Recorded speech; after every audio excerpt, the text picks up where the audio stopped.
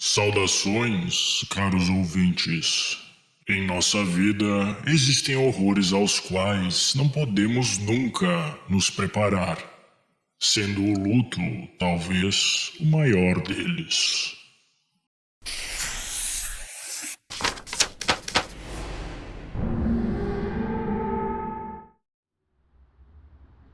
A janela vedada. Em 1830, a poucas milhas de onde fica hoje a grande cidade de Cincinnati, havia uma floresta imensa e quase intacta. A região toda era esparsamente povoada por gente da fronteira. Almas inquietas que, tão logo tivessem extraído lares minimamente habitáveis da mata selvagem e alcançado um grau de prosperidade que hoje chamaríamos de indigência, decidiam abandonar tudo, impelidos por algum impulso misterioso de sua natureza, e abriam caminho de novo na direção oeste, para encontrar novos perigos e privações, no esforço de recuperar os minguados confortos aos quais haviam renunciado voluntariamente.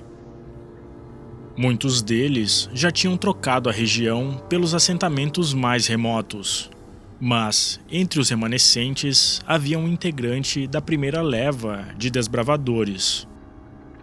Morava sozinho numa casa de madeira, cercada em todos os lados pela grande floresta, de cuja treva silenciosa ele mesmo parecia fazer parte, pois ninguém jamais o vira sorrir ou pronunciar uma palavra dispensável. Suas simples necessidades eram supridas pela venda ou permuta de peles de animais selvagens na cidade ribeirinha, pois nada, em absoluto, ele plantava na terra que, se preciso, poderia reivindicar por direito de posse incontestada. Havia evidências de melhoria.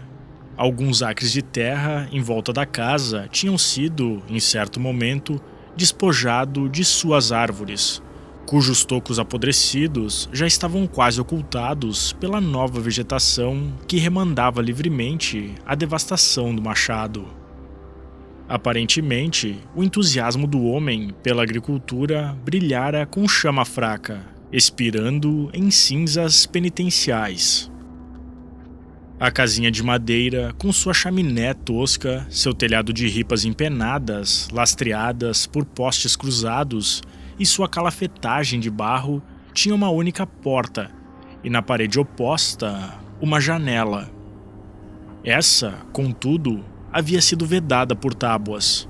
Ninguém lembrava se algum dia ela não estivera tapada, e ninguém sabia o motivo da vedação. Certamente não era porque o morador não gostasse de luz e ar, já que, nas raras ocasiões em que um caçador passava por aquele lugar solitário e, se a providência divina oferecesse um céu sem nuvens, o recluso costumava ser visto na frente da casa, tomando seu necessário banho de sol. Creio que pouquíssimas pessoas ainda vivas conhecem o segredo da janela, mas eu sou uma delas, como vocês verão. Diziam que seu nome era Murlock. Aparentava ter 70 anos de idade, mas tinha cerca de 50. Algo mais forte do que os anos agravara seu envelhecimento. Os cabelos e a longa barba cerrada eram brancos, e os olhos cinzentos e opacos eram encovados, e o rosto era singularmente sulcado por rugas que pareciam pertencer a dois sistemas entrecruzados. Na compleição era alto e magro, com ombros caídos sob o peso de um fardo. Eu nunca o vi. Quem me passou esses detalhes foi meu avô, que também me contou, na infância, a história do homem. Ele o conhecera quando morou na região naqueles tempos remotos. Certo dia, Murlock foi achado morto em sua cabana. Não era uma época e muito menos um lugar em que pudessem existir legistas e jornais, e todos deduziram, suponho, que ele tinha morrido de causas naturais. Caso contrário, teriam me contado, eu lembraria. Sei apenas que, com a provável percepção do procedimento mais adequado, o corpo foi enterrado perto da cabana, junto à sepultura de sua esposa, que o precedera em muitos anos e de quem a tradição local mal retivera qualquer memória. Assim, acaba o capítulo final dessa história verdadeira, sem contar, claro, a circunstância de que muitos anos depois, acompanhado de um espírito igualmente intrépido, abri caminho até a cabana arruinada e cheguei tão perto que pude atirar uma pedra contra ela, e então saí correndo para fugir do fantasma que, como sabiam todos os garotos esclarecidos das imediações, assombrava o lugar. Mas há um capítulo anterior, fornecido por meu avô. Quando construiu sua cabana e começou a distribuir machadadas para transformar a mata em lavoura, o rifle, enquanto isso, era seu meio de sustento. Murloc era jovem, forte e cheio de esperança. Na terra oriental, de onde vinha, ele se casara, como era de costume, com uma jovem que, totalmente merecedora de sua sincera devoção, compartilhou os perigos e as privações daquela sina com boa disposição e coração tranquilo. Não há registro conhecido de seu nome. De seus encantos intelectuais e pessoais não restou testemunho. E quem quiser duvidar, duvide à vontade, mas sem o meu endosso, Deus me livre. O afeto e a felicidade do casal foram fartamente comprovados por cada um dos dias que o viúvo viveu sem a esposa, pois o que mais, senão o magnetismo de uma memória bendita, poderia ter acorrentado aquele espírito audaz a tal destino? Certo dia, Murloc voltou de uma caçada nos confins da floresta e deu com a esposa prostrada, febril e delirante. Não havia médico num raio de muitas milhas, nenhum vizinho. Tampouco era possível deixá-la sozinha naquela condição para buscar ajuda. Então, ele tratou de cuidar da esposa e fazê-la melhorar, mas ao fim do terceiro dia, ela perdeu a consciência e faleceu, aparentemente sem jamais ter recobrado a razão.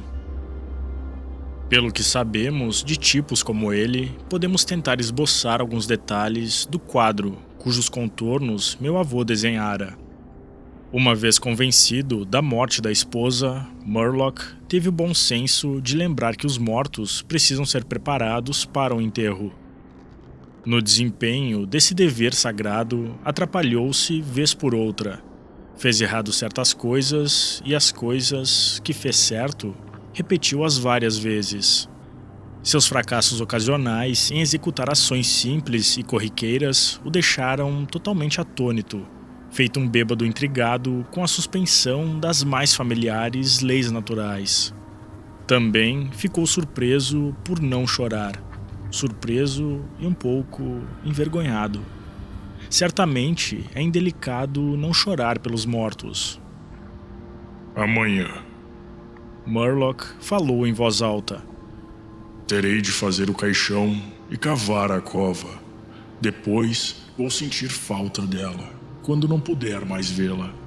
Mas agora ela está morta, é claro. Mas está tudo bem. Precisa estar tudo bem de algum modo. As coisas não podem ser tão ruins quanto parecem. Ele se debruçou sobre o corpo, na luz fraquejante, arrumou o cabelo e deu retoques no vestido simples, fazendo tudo mecanicamente, com desalmada dedicação. E persistia em sua consciência uma convicção subjacente de que estava tudo bem, de que a esposa voltaria para ficar com ele como antes, de que tudo seria explicado. Ele não tinha nenhuma experiência de luto. Sua capacidade para senti-lo não tinha sido exercitada. Seu coração não podia contê-lo por inteiro. Tampouco sua imaginação era capaz de razoavelmente concebê-lo. Ele não sabia que sofrera um golpe pesado. Essa noção chegaria mais tarde, para nunca mais abandoná-lo. O luto é um artista cujos poderes são tão variados quanto os instrumentos com que toca seus cantos fúnebres. tirando de uns as mais estridentes e agudas notas, de outros os baixos e graves acordes que palpitam em compasso, como a lenta batida de um tambor distante. Alguns temperamentos se assustam, outros ficam estupefatos. Para certas pessoas é como levar uma flechada, pungindo todas as sensibilidades a uma vida mais ávida. Para outras é o golpe do tacape, que tanto esmaga quanto entorpece. Podemos imaginar que Murloc tenha sido afetado da segunda maneira. Porque, e aqui pisamos em algo mais firme do que o chão da conjectura, tão logo terminou seu trabalho piedoso, afundou numa cadeira junto à mesa sobre a qual jazia o corpo, e então, notando a intensa brancura do perfil na treva crescente, pousou os braços na borda da mesa e deixou cair neles o rosto, ainda sem lágrimas e indizivelmente cansado. Nesse momento, entrou pela janela aberta um som choroso e prolongado, como um grito de criança perdida nas obscuras profundezas da floresta. Mas o homem não se mexeu. De novo. E dessa vez mais perto, soou aquele grito sobrenatural em seus ouvidos desistentes.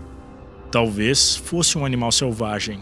Talvez fosse um sonho, pois Murloc adormecera. Passadas algumas horas, como depois concluiu, o irresponsável vigia despertou e, erguendo a cabeça dos braços, ouviu atentamente o silêncio, sem saber porquê. Ali, na negra escuridão junto à morta, relembrando tudo sem susto, forçou os olhos para ver, sem saber o que. Seus sentidos estavam todos em alerta, a respiração se suspendera e o sangue, para colaborar com o silêncio, deixara de fluir. O que é que o acordara e onde estava? De repente, a mesa tremeu sob seus braços. E ao mesmo tempo, ele ouviu, ou julgou ter ouvido, um passo leve, suave. Outro. Só podiam ser pés descalços no chão. Aterrorizado demais para gritar ou se mexer, ele se viu forçado a esperar. Esperar na escuridão por lentíssimos minutos de um pavor ao qual poucos sobrevivem para contar história. Em vão tentou falar o nome da esposa morta. Em vão tentou esticar a mão sobre a mesa para ver se ela continuava no mesmo lugar. Sua garganta não tinha voz. Seus braços e mãos pesavam como chumbo. Então se deu algo medonho. Um corpo impetuoso e pesado pareceu colidir com a mesa, empurrando-a bruscamente contra seu peito e quase o derrubando. E ao mesmo tempo ele ouviu e sentiu que algo caíra no chão. O baque foi tão impactante que a casa toda estremeceu. A seguir, houve um ruído de luta corpo a corpo e uma confusão de sons impossíveis de descrever. Murloc se levantara. O medo, por excesso, perdera o controle de suas faculdades. Ele passou as mãos pela mesa. Não havia nada.